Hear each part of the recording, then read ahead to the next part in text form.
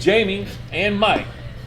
Good to see you again, Jamie. Hi. Thanks for participating in this. This is segment number 4. We call this segment 4. Criminal background and interaction with law enforcement, Jamie. When's the last time you were arrested, man? Oh, God. Valentine's Day. What for? Domestic abuse? You were arrested for domestic abuse?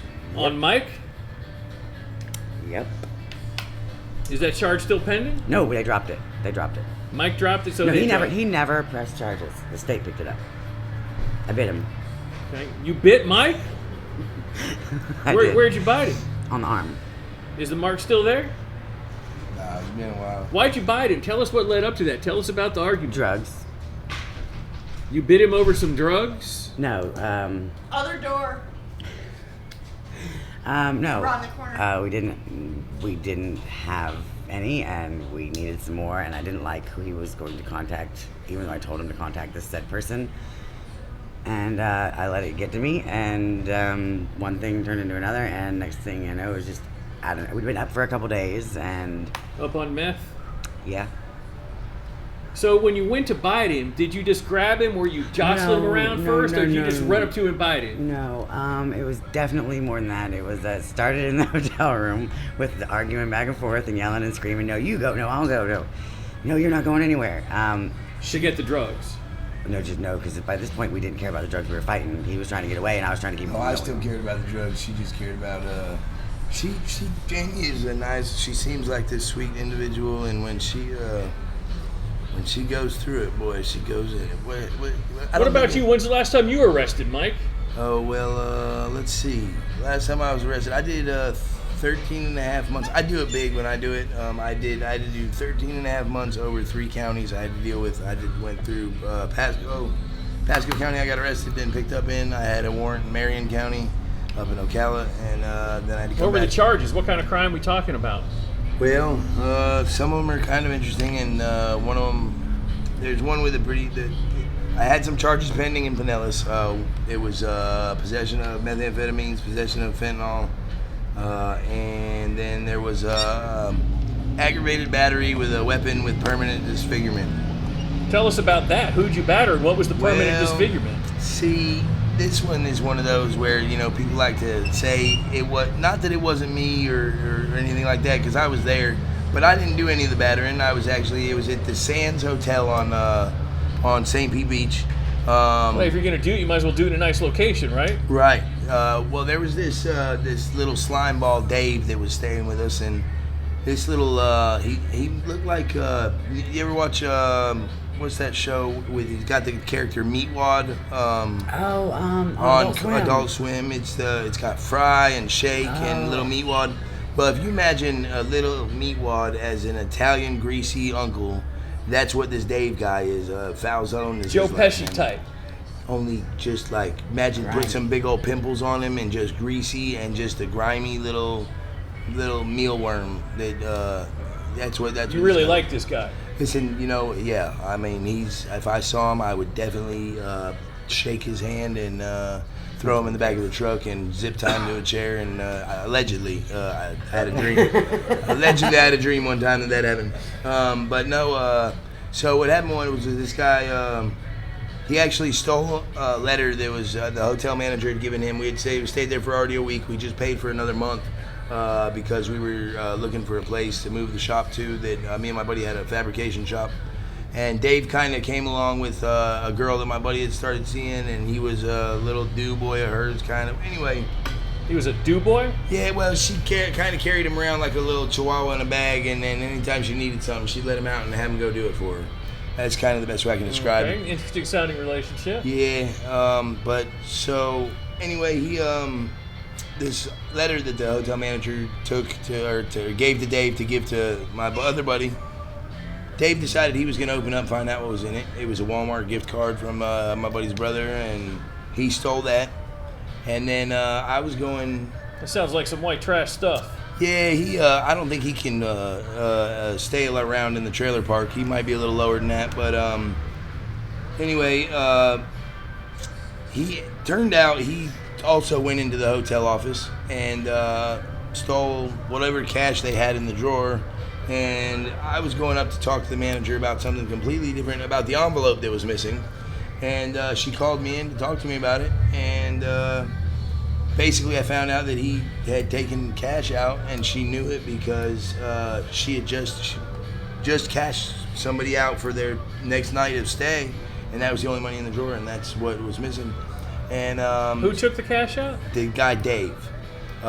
He went in. Evidently, there was nobody. She wasn't right in the office, so he went in. Stole the cash out of the cash out of register. the cash register at the hotel.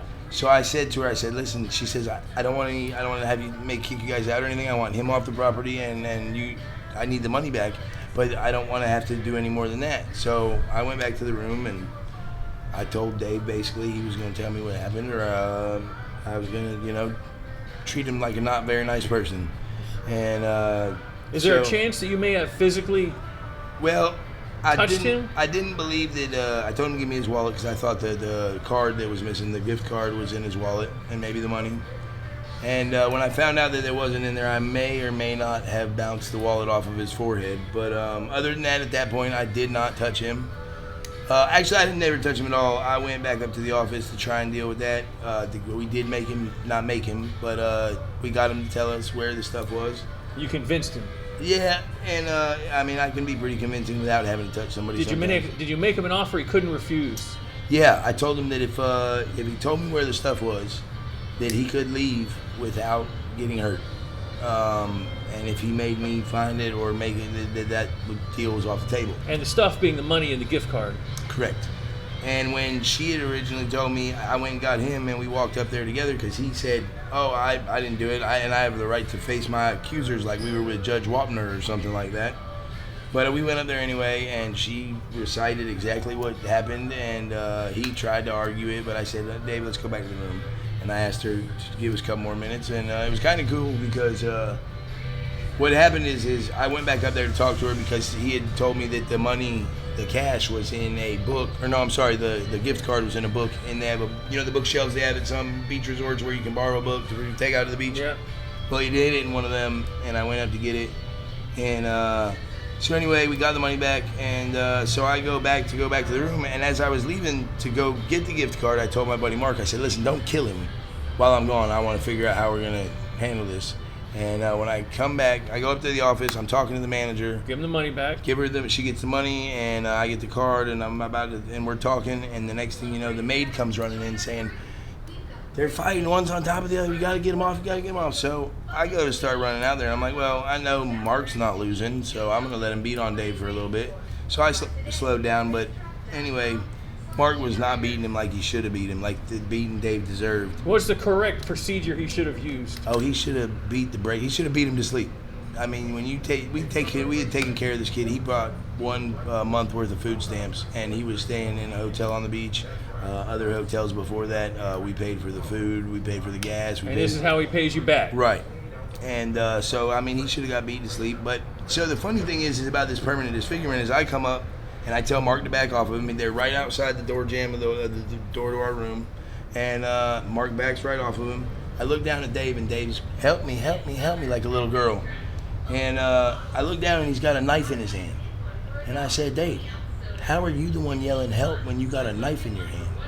And he looks down at his hand, and he throws the knife on the ground. Well, ultimately, the way that his permanent disfigurement is his little pinky won't straighten out all the way because he cut himself with the knife that he had. But you got charged with it. Yeah, let's just say that the Pinellas County Sheriff's Office, some of them fellers are, well, they had started questioning the hotel manager and the maid that both told them that I was in the office when it all started.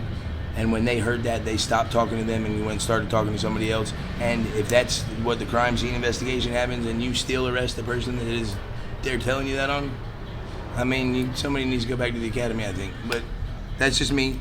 I'm not a cop, so I don't pretend. For some reason, they wanted to see you. Listen, they're the only people that have steadily wanted me all my entire life is the police department. I mean, they got something. They're messed up about the kid, I guess. I don't really know. But have you ever been to prison?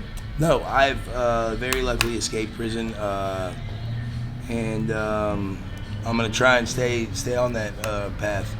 So But yeah, it's the drug life is very interesting, and the interactions with law enforcement, they're not fun.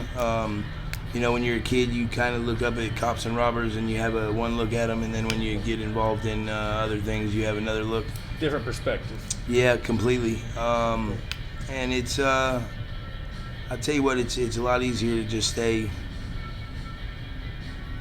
on the right side of it, and it's easier to deal with. I've learned a lot, and you know, experience is can be a great teacher, and it can cost a lot more than college too, though. But I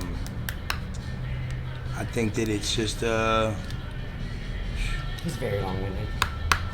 All right, folks, stick with us. We're going to end this segment, and we're going to come back with part 5, which is sex, intimacy, and love while homeless. Stay tuned to hear about the sex life of Jamie and Michael.